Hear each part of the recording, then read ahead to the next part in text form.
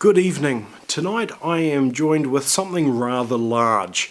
This is, sitting here on the floor next to me, the B-flat tuba, the B-flat bass. This is the bass member of the brass band family. Let me bring it a little bit more into shot. Right, so as you can tell, you can't see me. This behemoth is the Besson Sovereign BE994. It is one of the best, it's been long recognised as being one of the best B-flat basses that you can get in this configuration. It is an upright tuba, and you play it. Usually you'd have it sitting on the chair. I've got this now sitting on the chair level with me, and it's still taller than me. The particular sorts of tubas that we have in the brass band generally feature 3 or 4 valves up the top, and sometimes the 4th valve is on the side, as we have it in this configuration. This is called 3+1, 3 up the top, 1 down the side, although some manufacturers make just an upright 4 where the 4's in over here. The bell tilts that way. This is different to orchestral tubas, which frequently tilt this way and have the valves on the front. So if you were to have a row of tubas, some of them like this and some of them like orchestral ones, they're going to be pointing in different directions. This tuba has the Besson compensating valve system, which means that there is an extra set of tuning slides on the back of the valves as well as on the front. What these do is enable some better tuning when you get down lower, at the cost of a bit of extra resistance when you use those, when you use in particular the 4th valve.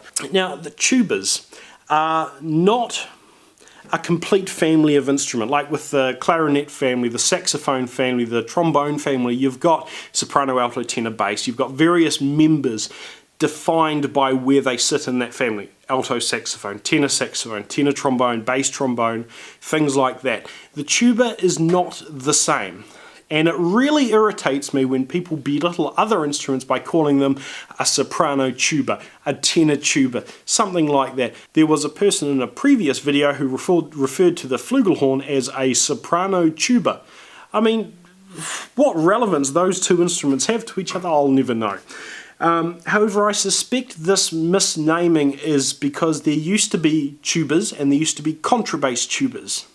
And I'm going to do a video on the naming conventions of tubas, because tuba, contrabass tuba, B-flat, double B-flat, E-flat, double E-flat, F, C, double C tubas, there are so many different naming conventions. There are more names than there actually are varieties of tuba. But anyway, in the brass band, which is where this sort of instrument would be predominantly featured, we have 2 sorts of tubas. We have this one in B-flat, and we have a slightly smaller one in E-flat, which you will be able to see some videos of if you look elsewhere in my channel. Now, my personal thoughts on the B-flat tuba is that it is almost too big. The mouthpiece that you use on a tuba, and this is just a fairly generic one, this is the one that came with my contrabass trombone, as a matter of fact, these are as large as a person's face. That the distance around the rim is about 3 or 4 kilometers. And so when you go and push this up against your face, it takes up most of your view. And that takes some getting used to. The instrument itself has very little agility. It has very little natural capabilities to do all of the twiddly bits that you can do on other brass band instruments. The euphonium is the instrument in the brass band that is perhaps the most agile and the most nimble. The E-flat bass, which is halfway between the euphonium and this, still has quite a lot of agility, but it is plagued by having some awful tuning misnomers, particularly in the upper registers. The B-flat bass, however, unless you work tirelessly to perfect your craft, is an instrument that is almost doomed to be a slovenly instrument. It doesn't have a lot of natural agility. It doesn't have a very good range up high. Now, although these are general statements, they're not going to apply to every tuba. They do apply to the vast majority of brass band style tubas of the past. Instruments like this are very well made, very well designed, very well put together, and the tuning on this is tolerable, but it still doesn't have that same agility, the same nimbleness that an E-flat bass has, and certainly doesn't have anything on the euphonium itself.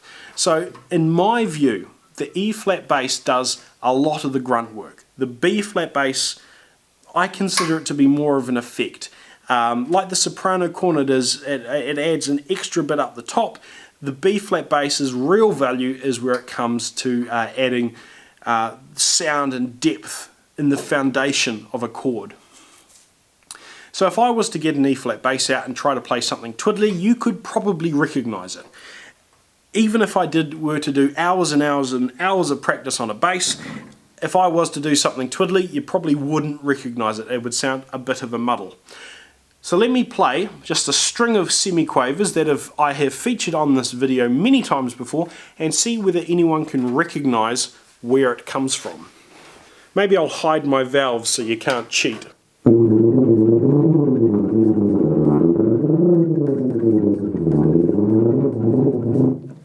And so forth. That's about as much as I can play with one breath. But that doesn't sound like anything to me, and I'm sure it sounds like even less of something to you.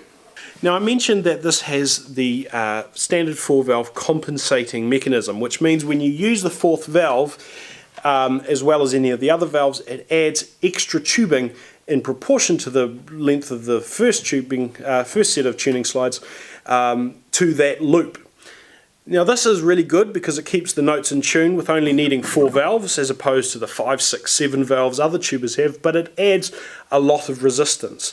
Now I'm not a tuba player, I'm certainly not a B-flat tuba player, and for me to slot some of those really low notes in takes a lot of mucking around.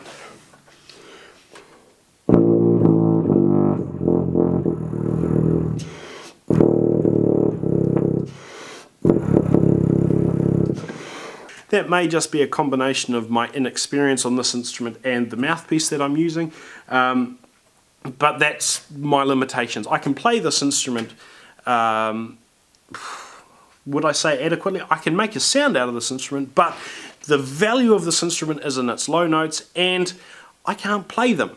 It takes a lot of experience to be able to build those notes up. On top of a lot of experience, it takes a massive amount of breath. It takes a very strong diaphragm, stomach, lungs. You need to have all of those sort of things if you're going to really make one of these instruments sing, because without a good support of air, the sound that you're going to get from these is going to be unstable and pretty unpleasant.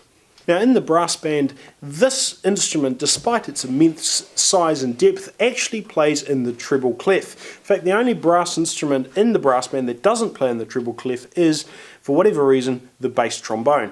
So if I was to pick up a piece of music for euphonium or cornet, I could play it exactly with the same fingering, although a very different sound, on a tuba. So that's pretty much what I've done. One of the people who watch this channel sent me through some sheet music called In Cellar Cool.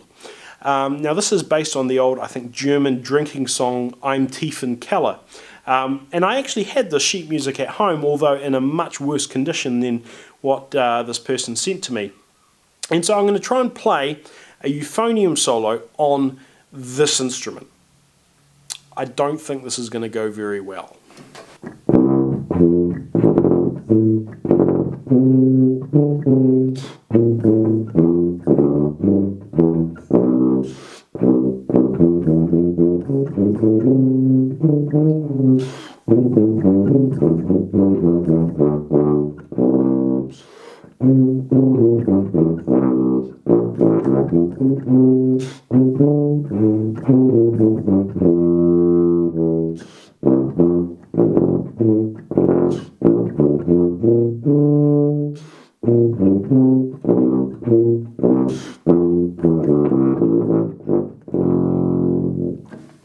If I try to play a little bit more, it's going to be a disaster. But let's listen to that disaster together.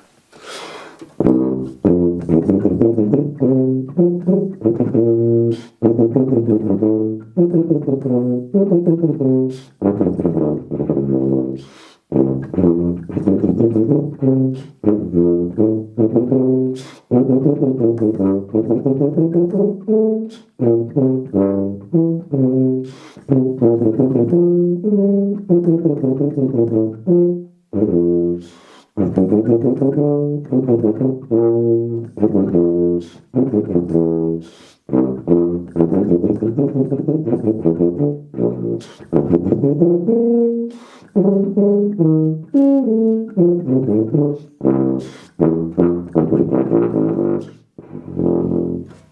other thing with an instrument when you have this much metal is that it collects a lot more liquid. So thanks very much for watching, and I hope you have a pleasant evening.